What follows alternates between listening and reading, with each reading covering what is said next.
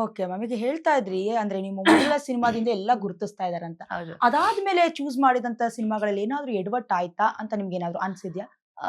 ಆತರ ಯಾವ್ದೇ ಅನ್ಸಿಲ್ಲ. Because okay. It's learning process. ನನಗೆ ಯಾರು ಇಲ್ಲಿ ಈ ತರ ಸಿನಿಮಾ ಮಾಡಿದ್ರೆ ಈ ತರ ಆಗತ್ತೆ ಅಥವಾ ನನ್ನ ಮ್ಯಾನೇಜರ್ಸ್ ನ ಹ್ಮ್. ಇಟ್ಕೊಳ್ಳೋದಾಗ್ಲಿ ಅಥವಾ ನನ್ಗೊಂದಷ್ಟು ಕೋಆರ್ಡಿನೇಟರ್ಸ್ ಅಥವಾ ಇವಾಗೆಲ್ಲ ಇರತ್ತಲ್ಲ, ಈ ತರ ಸಿನಿಮಾಗಳ ಹೀರೋಯಿನ್ ಅಪ್ರೋಚ್ ಮಾಡ್ಬೇಕು ಅಂತ ಹೇಳಿದ್ರೆ ಆಗ ಯಾವ ಮ್ಯಾನೇಜರ್ಸ್ ಇರ್ತಿರ್ಲಿಲ್ಲ. ಅಂದ್ರೆ ಪ್ರೊಡಕ್ಷನ್ ಮ್ಯಾನೇಜರ್ಸ್ ಇರೋರು, ಹ್ಮ್. ಬಟ್ ಪರ್ಸನಲ್ ಮ್ಯಾನೇಜರ್ಸು ಅಥವಾ ಒಂದು ಏನೋ ಪರ್ಸನಲ್ ಕೋಆರ್ಡಿನೇಟರ್ಸು ಆ ತರ ನನಗೆ ಇದುವರೆಗೂ ನನಗೆ ಗೊತ್ತಿಲ್ಲ. ನನಗದು ಬಂದೂ ಇಲ್ಲ. ನನಗೆ ಅದು ತಪ್ಪು ಅಂತ ನಾನು ಹೇಳಲ್ಲ. ಬಟ್ ನಾವೇ ನಮ್ಮನ್ನ ಡೈರೆಕ್ಟ್ ಆಗಿ ಅಪ್ರೋಚ್ ಮಾಡೋರು.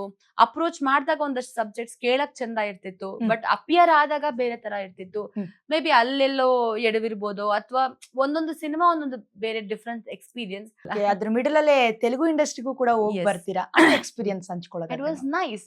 Good experience. ಅಂಡ್ ಕನ್ನಡ ಕಲಾವಿದರನ್ನ ಅಷ್ಟೇ ವೆಲ್ ವರ್ಸ್ಡ್ ಆಗಿ ಅವರು ಏನು ಸ್ವಾಗತ ಮಾಡ್ತಾರೆ. ಅಂಡ್ ಅವರು ಕನ್ನಡ ಕಲಾವಿದರನ್ನ ತುಂಬಾ ದೊಡ್ಡ ಮಟ್ಟದಲ್ಲಿ ಟ್ರೀಟ್ ಮಾಡ್ತಾರೆ. Because they believe we are a wonderful performers ಅಂತ. ಹೇಗ್ ಸಿಕ್ತು ಮ್ಯಾಮ್ ಆ ಅಪರ್ಚುನಿಟಿ ನಿಮ್ಗೆ ಅದು ತೆಲುಗು? ನನ್ನ ಇದೇ ನನ್ನ ಸಿನಿಮಾ ಜರ್ನಿ ನೋಡಿನೇನೆ. ಅಂಡ್ ತುಂಬಾ ಮುದ್ದಾಗಿ ಸೌತ್ ಇಂಡಿಯನ್ ಹುಡುಗಿ ನಮ್ಗೆ ಬೇಕು ಅಂತ ಒಂದು ಪಾತ್ರಕ್ಕೆ ಅನ್ಕೊಂಡಾಗ ನನಗೆ 2 ತೆಲುಗು ಸಿನಿಮಾದಲ್ಲಿ ಆಕ್ಟ್ ಮಾಡಿದೀನಿ. ಹ್ಮ್. ಸೊ ಇನ್ನ ರಿಲೀಸ್‌ಗೆ ರೆಡಿ ಆಗಿದೆ.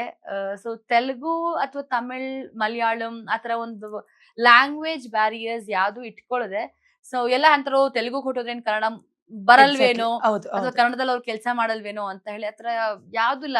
ಐ ಬಿಲೀವ್ ನಮಗೆ ಭಾಷೆ ಒಂದು ಸೀಮಿತ ಆಗ್ಬಾರ್ದು. ಎಸ್ ಹೌದು, ಕನ್ನಡಕ್ಕೆ ಫಸ್ಟೇ ಪ್ರಾಮಿನೆನ್ಸ್ ಇದ್ದು ಕೂಡನು ಎಲ್ಲಾ ಭಾಷೆನಲ್ಲೂ ನಾವು ಆಕ್ಟ್ ಮಾಡಿದಾಗ ನಮಗೂ ಎಕ್ಸ್ಪೀರಿಯನ್ಸ್ ಆಗತ್ತೆ. Hmm. So I think it was a great experience. Okay.